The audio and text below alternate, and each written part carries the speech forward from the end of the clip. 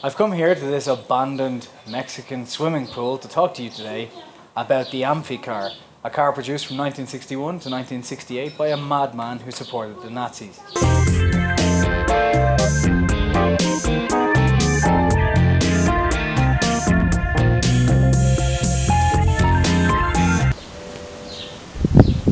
No, you're not crazy. I did just get tequila from that closed fridge. That's how awesome I am. I'm Jason Hassett, the Car Nerd. Thank you so much for watching and joining me today, and I hope that you read the article as well on DriveTribe, because reading is good and so is DriveTribe.com. Thank you for watching, and today we're going to be covering the Amphicar, as I said, which was a 1960s creation, which sold around 3,000, as we'll get into, was incredibly popular in popular culture, but a really awful car in every way. The Amphicar was created in 1960 by Hans Triple. He was also the guy who came up with the Mercedes 300 SL gull-wing doors in 1952. And those gull-wing doors are pretty awesome, so you're probably thinking, this guy can't be that bad. Well, think again, because he was a massive supporter of Hitler and the Nazis. And in 1940, the Germans put him in charge of the Bugatti factory. So yeah, not quite a good person, and not quite a great car that we'll be talking about today. She'll go 300 hectares on a single tank of kerosene. So much like this fence, the Amphicar was kind of pointless and doesn't really fulfill any sort of issue, because at the end of the day, sure, it protects me while I'm standing here, and sure, it doesn't protect me while I'm standing here. What's the point? Don't make unnecessary journeys. Don't take risks on treacherous roads, and don't swim in the sea. Incredibly, people have been spotted in the water here in Blackrock and Salt Hill, both today and yesterday. So Hans Triple was a German industrial engineer who joined the Nazi party, as I said before, but more importantly, he was in the war working as an engineer in Bugatti. And he wanted to keep Bugatti going forward, not as an automaker though, but they were building parts for the war. And during that war, he saw the Volkswagen Schwimmwagen, which literally means the swimming car or the swimming wagon. And he thought this thing was absolutely amazing. But after the war, he went and worked with Mercedes as an industrial engineer, and as I said, created the gull-wing doors on the 1952 300 SL, which are absolutely marvellous and probably the best thing he ever did in his life. But he was still yearning for that Schwimmwagen, and in 1960 he started producing the Amphicar, which was a car which could go on land as well as on water. But it didn't really do either quite well. It looked a lot like a Cadillac that someone had decided to completely destroy, and also unfortunately it just wasn't great. So they produced this from 1961 to 63. Now you will see that they were sold from 1961 to 1968. The reason for this is he anticipated, for some God-beknownst reason, a 25,000 a year demand, which is just insane. Who's going to want that many Amphicars? Even if you wanted one, why would they sell 25,000? Because if you want one, you're insane. But that's not important. Let's get back to the point. However, unfortunately, there wasn't quite the demand he expected, and only 3,878 of these were ever made. And actually not all of those were made in that first 2-year run. There were spare parts left over because of his anticipation, and they continued building them in the factory until 1965. Unbeknownst to yourself, you've probably seen the Amphicar in popular culture. And the reason for this was there was a 5th season episode of The Simpsons where they showed the old Springfield Aquacar factory, where cars were coming out of the factory and into the water.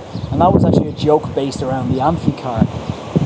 It was also a terrible car, as I've already mentioned about 6 times in this video. One of the reasons for that was the engine. So they decided to promote this car for the American market, which did make sense.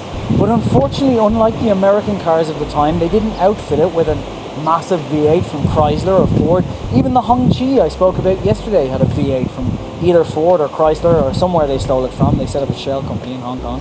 That's not important, different video. And they decided that they would go with the 1.15 litre engine, or 1.2 to round up, engine from the British Triumph Herald. Didn't seem like a great idea at the time, and it definitely doesn't now. And the reason I went for this was because not only is Hans Triple a murderous Nazi madman, sorry if you're watching this, his family, I'm kidding obviously, he was a Nazi, but no one said he murdered anyone, and let's forget I ever said that. The point being that he thought that that engine was state-of-the-art. And he was kind of right as an engineer, because at the time it was a state-of-the-art engine. But it only produced a measly 42 horsepower, which I guess in the 1960s wasn't so bad. But this didn't quite give it the oomph that an Amphicar would need. It more gave it the ph that an Amphicar doesn't need. What I mean by that is, on land it would do 70 miles an hour, and it's 0 to 60 I couldn't find, and that's probably because no one ever checked, because it was never a fast car. But when you got it onto water, that's where things really got crazy.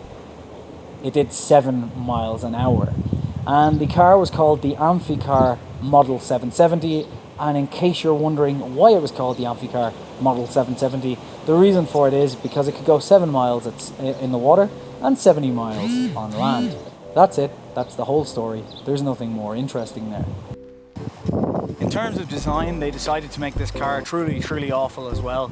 And the reason they did this was because they wanted it to look like a Cadillac. Now, Cadillacs, I'm not saying are awful, and at the time they were quite beautiful. But they wanted to look like a future Cadillac from the 90s, except in the 60s, by which I mean they designed it awfully. So it did kind of look like a Cadillac of the era, with the tail fins and everything. But it was just a bad looking car. It looks like someone exaggerated all of those things and then put a little bit of German zest on it.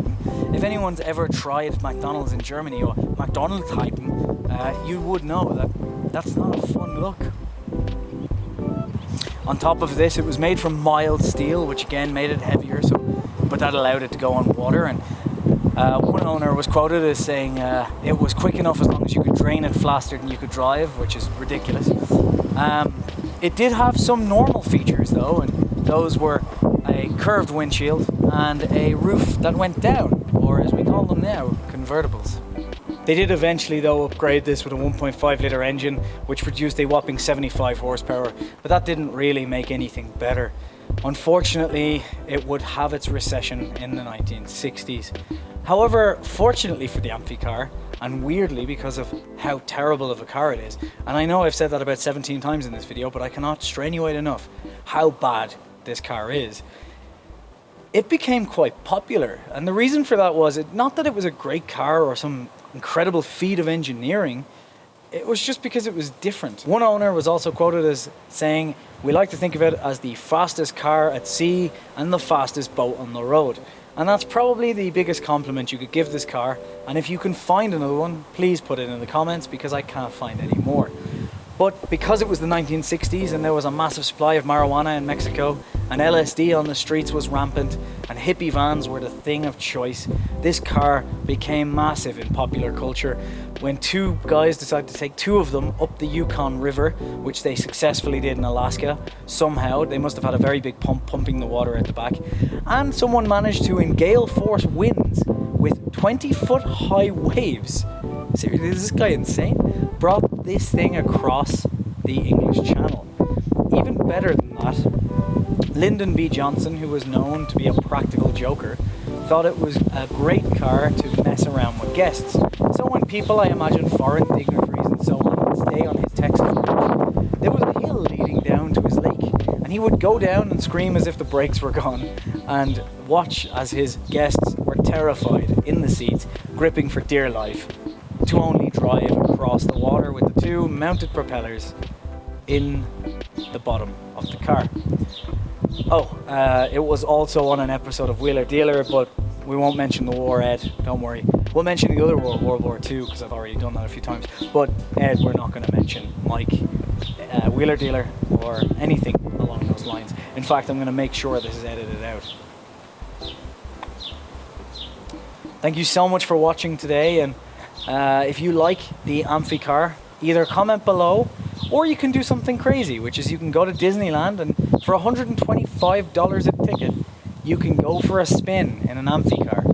My advice would be, if you don't live in Orlando and you don't want $125, you can fly to Cuba and go around in a really old classic car, which is much better, and you can, for $125, buy roughly 40 litres of Havana Club rum. And that would be my advice if you had that choice. The other option is to send me the $125, courtesy of Jesus, Fifth Avenue. Thank you again for watching. Don't forget to like and subscribe, and check me out on drivetribe.com, my favorite site on the internet. Thanks guys, I'll see you tomorrow.